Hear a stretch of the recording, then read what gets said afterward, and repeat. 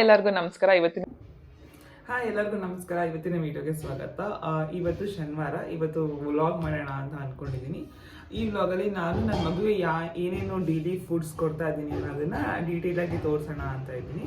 So ಇವಾಗ morning almost 10 o'clock ಆಗಿದೆ. So ನಾನು ಈಗ ಮಗುಗೆ ಆಲ್ರೆಡಿ ಅಡುಗೆ ಆಗಿರೋದ್ರಿಂದ ರೈಸ್ನ ಕೊಡೋಣ ಅಂತ ಇದ್ದೀನಿ. ಸೊ ಅದನ್ನು ನಾನು ಯಾವ ಕ್ವಾಂಟಿಟಿ ಅಲ್ಲಿ ಕೊಡ್ತೀನಿ ಅಂತ ತೋರಿಸ್ತೀನಿ. ಈಗ ನನ್ನ ಮಗಳಿಗೆ 10 months ಏಜ್ ಆಗಿದೆ. ಹಾಗಾಗಿ ಒಂದು 2 spoons ಆಫ್ ರೈಸ್ ಜೊತೆಗೆ ನಾವೇನು ಪಲ್ಯ ಅಥವಾ ಸಾಂಬಾರು ಇರುತ್ತೆ ಅದ್ರ ಜೊತೆನೇ ಕೊಡೋಕ್ಕೆ ನಾನು ಟ್ರೈ ಮಾಡ್ತೀನಿ. ಆದಷ್ಟು ಮಗುಗೆ ನಾವು ತಿನ್ನೋ ಆಹಾರನೇ ಕೊಡೋಣ ಅಂತ ಅಂದ್ಕೊಂಡಿದ್ದೀನಿ. ಸೊ ದಟ್ ಮುಂದೆ ಹೋಗ್ತಾನೂ ನಮ್ಮ ಫುಡ್ಗೆ ಅವ್ರು ಅಡ್ಜಸ್ಟ್ ಆಗಬೇಕು. ಅವ್ರಿಗೋಸ್ಕರ ಸಪ್ರೇಟ್ ಮಾಡೋದು ಅಂದರೆ ಈ ಬ್ಯುಸಿ ಸ್ಕೆಡ್ಯೂಲ್ಸಲ್ಲಿ ತುಂಬ ಕಷ್ಟ ಆಗುತ್ತೆ. ಸೊ ಹಾಗಾಗಿ ನಾವು ತಿನ್ನೋ ಆಹಾರನೇ ಅವ್ರಿಗೂ ಕೊಡ್ತಾ ಅಭ್ಯಾಸ ಮಾಡ್ಕೊಂಬಂದ್ರೆ ಡೈಲಿ ಅವಕ್ಕೆ ಅಟ್ಲೀಸ್ಟ್ 1.5-2 years ಅಷ್ಟೊತ್ತಿಗೆ ನಮ್ಮ ಫುಡ್ ರೊಟೀನ್ಗೆ ಅವರು ಅಡ್ಜಸ್ಟ್ ಆಗ್ಬೋದು ಅಂತ ಅಷ್ಟೇ ಹಿಂದೆ ಇರೋ ಥಾಟ್ಸು. ಸೊ ಹಾಗಾಗಿ ಇವತ್ತಿನ ಫುಡ್ನ ಹೇಗೆ ಕೊಡ್ತೀನಿ ಅನ್ನೋದನ್ನು ನೋಡೋಣ.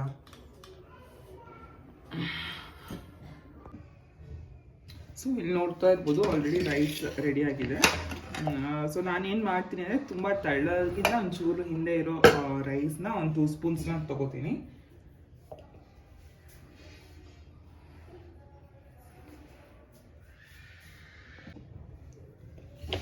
ನಾನು ಜಸ್ಟ್ 2 spoons ರೈಸ್ನ ತಗೋತೀನಿ ಇಲ್ಲಿಂದ.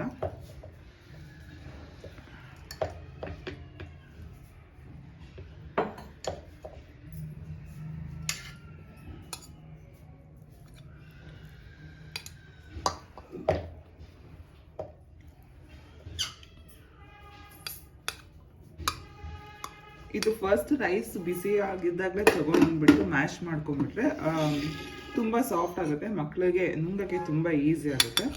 ಸೊ ನಾವು ಇದ್ರ ಜೊತೆ ಫಸ್ಟ್ ಸಾರು ಅಥವಾ ಏನಾದರೂ ಕಟ್ನ ಹಾಕಿದ್ಮೇಲೆ ಮ್ಯಾಶ್ ಮಾಡೋದ್ರಿಂದ ಏನಾಗುತ್ತೆ ಅಂದರೆ ಅದು ಕಾಳು ಹಾಗೆ ಉಳಿಯುತ್ತೆ. ಸೊ ನಾನು ಫಸ್ಟು ಅನ್ನ ತೊಗೊಂಡು ಈ ಥರ ಮ್ಯಾಶ್ ಮಾಡ್ಕೊಂಡ್ಬಿಡ್ತೀನಿ.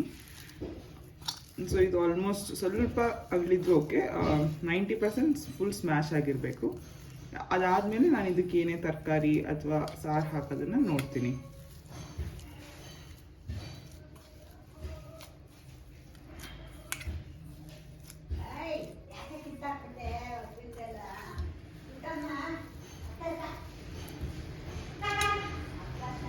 ಸೊ ನೀವೀಗ ನೋಡ್ತಾ ಇರ್ಬೋದು ಆಲ್ಮೋಸ್ಟ್ ಸ್ಮ್ಯಾಶ್ ಆಗಿ ಸ್ವಲ್ಪ ಮಿಡ್ಡೆ ಆಗಿದೆ. ಸೊ ನಾನು ಈಗ ಇದಕ್ಕೆ ಸ್ವಲ್ಪ ಸಾರು ಅಥವಾ ಪಲ್ಯನ ಸೇರಿಸ್ತೀನಿ.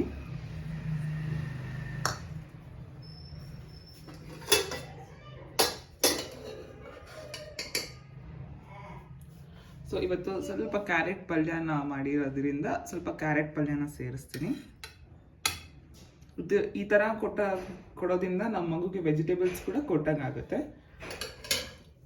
ಸಪ್ರೇಟಾಗಿ ವೆಜಿಟೇಬಲ್ಸ್ನ ಕುಕ್ ಮಾಡೋ ಅವಶ್ಯಕತೆ ಇರಲ್ಲ. ಸೊ ಹಾಗಾಗಿ ಪಲ್ಯನ ಜೊತೆ ಇದನ್ನು ಫಸ್ಟ್ ಸೇರಿಸ್ತೀನಿ.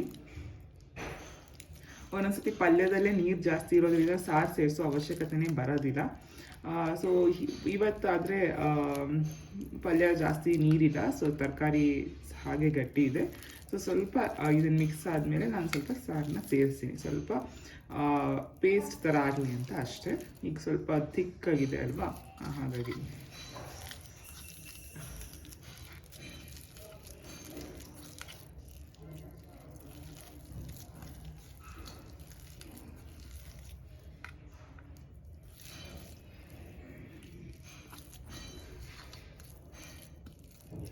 ನೋಡಿ ಆಲ್ಮೋಸ್ಟ್ ಇಲ್ಲಿ ಮಿಕ್ಸ್ ಆಗಿದೆ.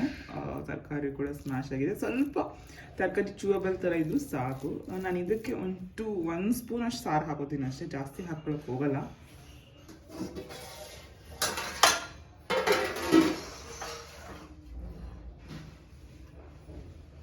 ಜಸ್ಟ್ ಇಷ್ಟು ಹಾಕೋತೀನಿ.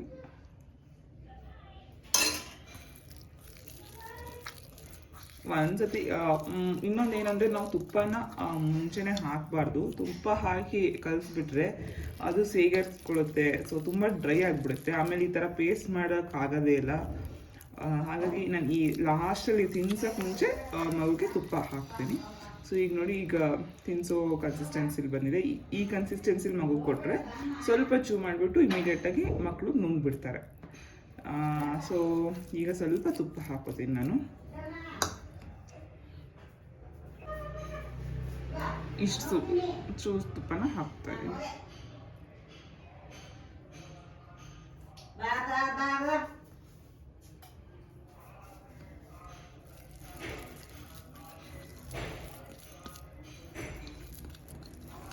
ಸೊ ನಾನು ಇಷ್ಟು ಮಗಳಿಗೆ ಬೆಳಗ್ಗೆ ತಿನ್ಸೋಕ್ಕೆ ಟ್ರೈ ಮಾಡ್ತೀನಿ. ಒಂದೊಂದ್ಸತಿ ಇಷ್ಟು ಕೂಡ ತಿನ್ನೋಕ್ಕೆ ಹಠ ಮಾಡ್ತಾಳೆ. ಬಟ್ ಆದಷ್ಟು ಇಷ್ಟನ್ನಾದರೂ ತಿನ್ಸಿದ್ರೆ ಮಧ್ಯಾಹ್ನ ರಾಗಿ ಸರಿ ತಿನ್ಸೋಕ್ಕೆ ಸರಿ ಹೋಗುತ್ತೆ ಅಂತ ಅಷ್ಟೇ.